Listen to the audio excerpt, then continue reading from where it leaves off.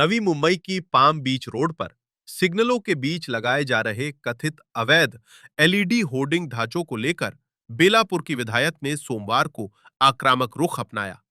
Nerul signal पर वो स्वयं अपने समर्थकों और जेसीबी मशीन के साथ पहुंची तथा चेतावनी दी कि यदि प्रशासन इन अवैध ढांचों को नहीं हटाएगा तो जनता के हित में उन्हें हटाने का काम किया जाएगा। पाम बीच मार्ग पर करीब 68 स्थानों पर डिजिटल विज्ञापन बोर्ड लगाने के लिए लोहे के विशाल ढांचे खड़े किए जा रहे हैं, जिनका विधायक लंबे समय से विरोध कर रही है। उनका आरोप है कि ये संरचनाएं शहर की सुंदरता को नुकसान पहुंचाने के साथ-साथ यातायात सुरक्षा के लिए भी गंभीर खतरा बन सकती है। मौके पर निरीक्षण के दौरान मंदा म्हात्रे ने कहा कि कई स्थानों पर विशाल लोहे के ढांचों को सहारा देने के लिए सड़क के बीच अतिरिक्त लोहे की प्लेटें लगाई गई हैं, जिससे वाहन चालकों और आम नागरिकों की सुरक्षा खतरे में पड़ सकती है। उन्होंने आरोप लगाया कि सिग्नलों के पास लगाए जाने वाले डिजिटल विज्ञापन चालकों का ध्यान भटका सकते हैं और दुर्घटनाओं की आशंका बढ़ा सकते हैं। इस मुद्दे को लेकर उन्होंने पहले भी विधानसभा में आवाज उठाई थी और कार्रवाई की मांग की थी, लेकिन अब तक संबंधित ढांचे नहीं हटाए गए। मौके पर मौजूद अधिकारियों के साथ चर्चा के बाद नवी मुंबई के पुलिस आयुक्त ने विधायक से अनुरोध किया कि दिन के समय कार्रवाई करने से यातायात प्रभावित हो सकता है। उन्होंने आश्वासन दिया कि रात के समय आवश्यक कार्रवाई की जाएगी। इसके बाद मंदा म्हात्रे ने अपनी जेसीबी से किसी भी ढांचे को नहीं हटाया। इस दौरान स्थानीय नागरिकों ने भी कथित अवैध संरचनाओं के खिलाफ नाराजगी जताते हुए प्रशासन से तत्काल कार्रवाई की मांग की।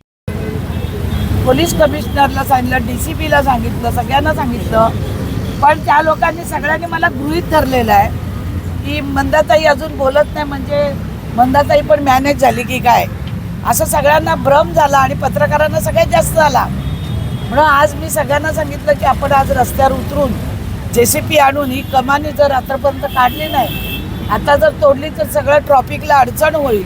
म्हणून पोलिसांनी मला रिक्वेस्ट केली की ताई आम्ही रात्री ही काढून घ्यायचा प्रयत्न करतो, जर नाही काढली तर आपल्याला या येणाऱ्या अधिवेशनमध्ये मी पुन्हा सभागृहात हा विषय घेईन, कारण आमचे मंत्री महोदय माधुरी मिसाळताई यांनी सांगितलेलं आहे की हे ताबडतोब काढा, तरी याच्यावर ॲक्शन होत नाही।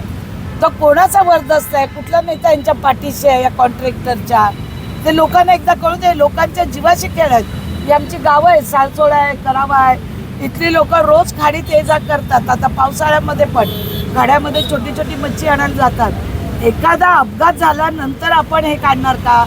घाटकोपरला काय झालं, पुण्याला काय झालं, या सगळ्या वस्तुस्थिती बघत असताना जर आपण ह्याच्यावर लक्ष नाही केंद्रित केलं तर चुकीचं वाटतं। आणि म्हणून आज आम्ही सगळे कार्यकर्ते घेऊन भारतीय जनता पार्टीचे आम्ही आज ही कमानी काढायला इथे आलेलो। त्यांचं पोलीस कमिशनर बदलण्याचं स्वप्न कधीच पूर्ण होणार नाही।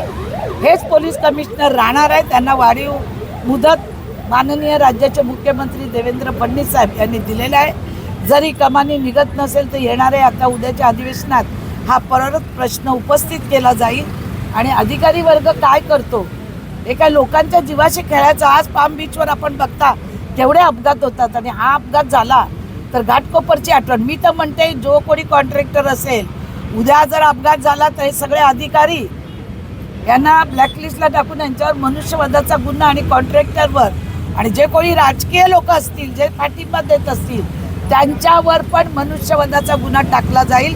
त्यासाठी लवकरात लवकर ही कमानी काढावी अशी मी सगळ्यांना आज कमिशनर, पालिका कमिशनर डॉक्टर कैलास शिंदे, आमचे सीपी कमिशनर मिलिंद बारदे यांच्याशी बोलूनच मी इकडे आलेले आहे। आपण सगळ्यांनी गेल्या वेळी बातमी केलेली आहे, त्याच्यामुळे पुन्हा मी लावून धरलेलं। आणि आज मला पोलीस कमिशनरनी रिक्वेस्ट केली की आता ही दिवसा ट्रॅफिक चालू आहे, तुम्ही हे करू नका, रात्रीच आम्ही हे काढून घ्यायला सांगू।